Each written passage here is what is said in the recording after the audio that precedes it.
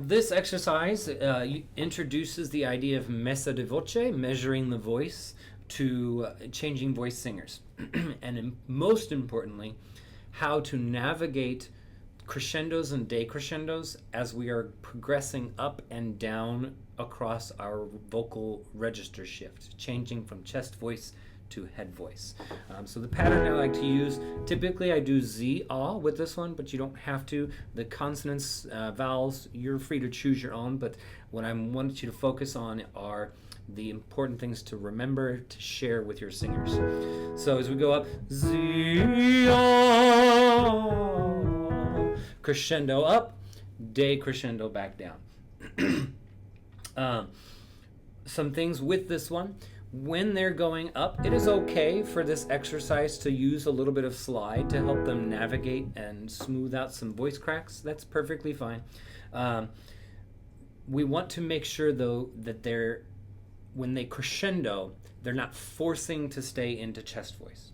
So this is another exercise that we want to remind our students when they should switch into head voice, so they start to feel the difference between a mezzo forte or a forte in their head voice versus in their chest voice.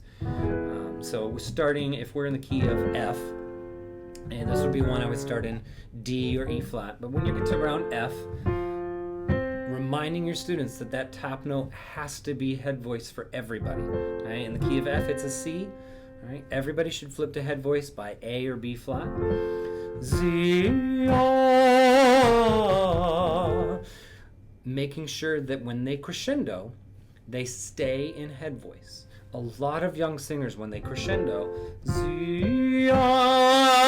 they crescendo with muscle and press and flip it, force it down into chest voice. We want to help them understand we would rather have a little bit softer sound that is healthy in your head voice than an overproduced sound that could cause some tension or some bad habits to develop by pushing it into chest voice. So making sure, flipping into head voice, Z,